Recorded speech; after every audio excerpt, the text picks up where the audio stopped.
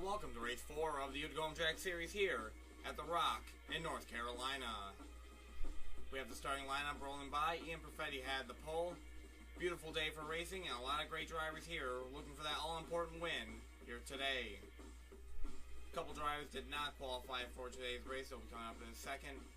These include David Yankee in the 07, the 10 of Russell Arcuri, and Sam Yankee in the 73, who has not made a race since the first race at Bristol.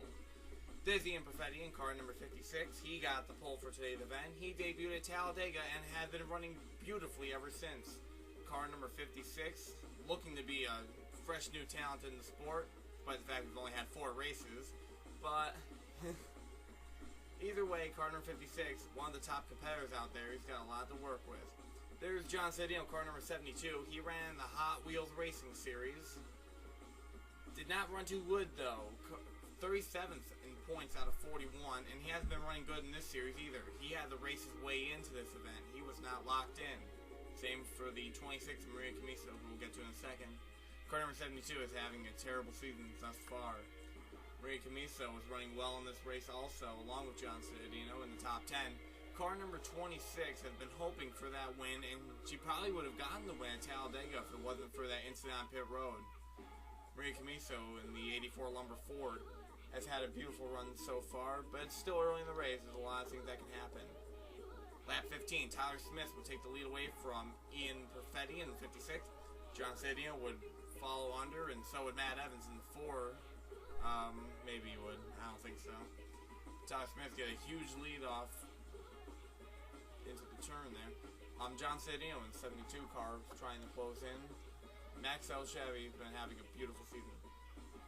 This was only 2 laps later. There's John Sedino in car number 72 taking the lead away. This would be the first time car number 72 has led this season.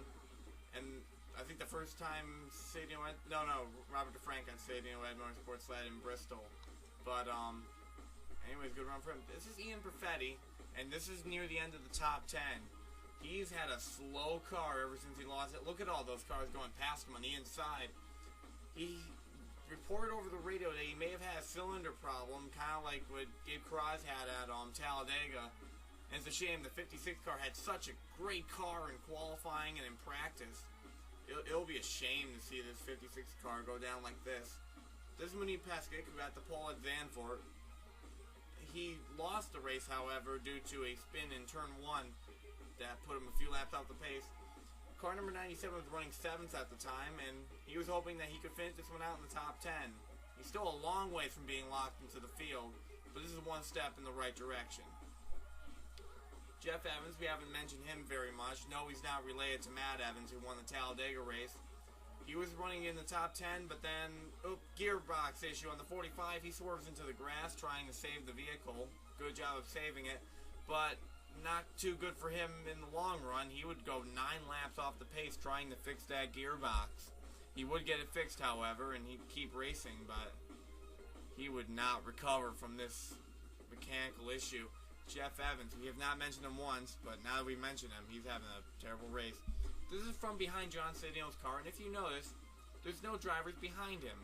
The reason for that, John Sedino is so fast, no one can seem to catch up with him. Tyler Smith is like light years away compared to where he is on track right now, John Sedino. You gotta really applaud this team hustling together for this race. They had a lot of crew changes, and they're improving themselves, trying to get race wins. That's the main goal for the 72 team. Looking back at Ian Perfetti again, you see the 45 of Jeff Evans slightly ahead of him. Well, he's starting to pull away from the 56. It's sad when the guy with the gearbox issue is much faster than your car. Ian Perfetti having a terrible day due to that cylinder issue. First pit stop is around lap 35. John Sedino goes in, and we'll see a few other drivers come in soon. Ray Camiso comes in, and Brian Broat, who won the Zandvoort event. These were people who pit early. Brian Valentine would take the lead for a lap, but then come in the pit himself. Almost gets hit by Tyler Smith, who had to check up.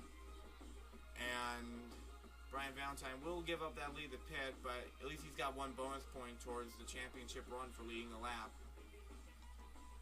This is Renee Gagnon in the 13. She would stay out along with Jeff Evans, who already pitted like much earlier than the still due to the gearbox issue. The Mayer car doing pretty good this race. Hasn't had like the best season, but had a second place at Zandvoort. That's pretty good for Renee Gagnon. She would pit this lap here and give up the race lead to John Ciadino, who would take it back. I know I've said this a lot, but he's having a really good run, and this is very unusual for the 72 car, especially how the first 3 races have gone for him.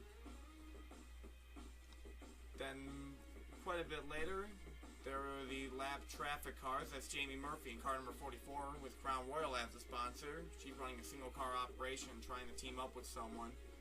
Not many open Chevy teams at the current time. Maybe she can find a ride with someone or team up with some other team or get another car. But John Ciadino is going to try and put her a lap down, and he would be lapping a lot of cars this race, be running in lap traffic. This is Tyler Benoit, the points leader. He was running in second and slowly gaining on car number 72. That lap traffic was slowing Ciadino down, and Tyler Benoit and Brian Valentine running in third.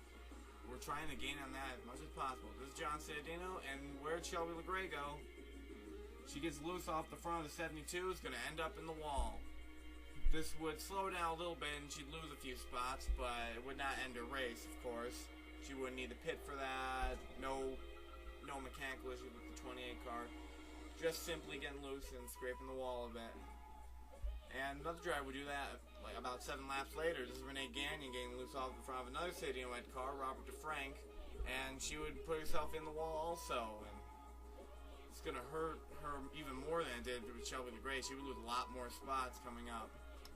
This is Jeff Evans. He was making his first green flag pit stop because he pitted earlier than the rest of the field due to the gearbox issue. He only needed to make 1 green flag pit stop. Would not help him too much. They had to do a few more repairs on there. He would be pretty far back.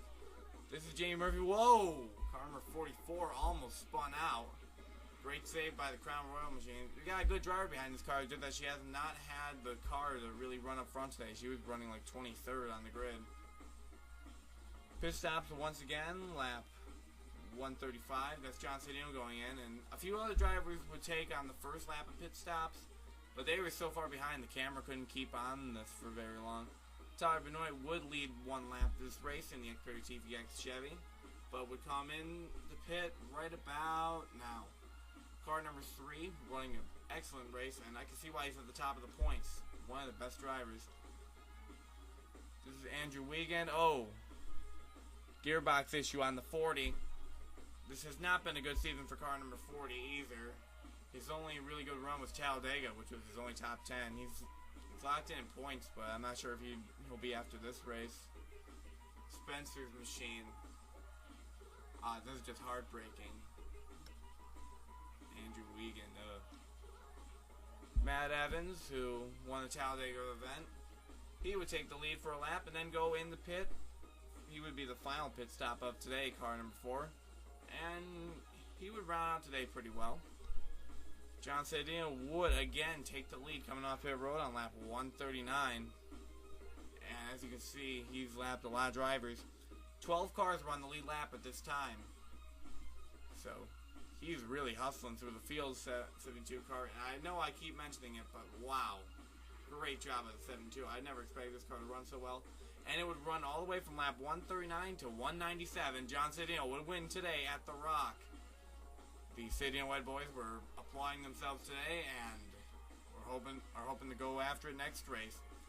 See if they can improve Matt Corio and Robert DeFrank. See if they can get him some race wins also. These are the race results. John Ciadino won the race. Tyler Benoit a close second. Brian Broat 5th. Monique Peskic would round the top 10, and everyone outside of that would be a lap off the pace. All the way down till Jamie Murphy, Andrew Wiegand with 5 laps off the pace, and Jeff Evans, disappointing day, 9 laps off the pace. These are the point standings. Tyler Benoit had a huge lead over Brian Valentine.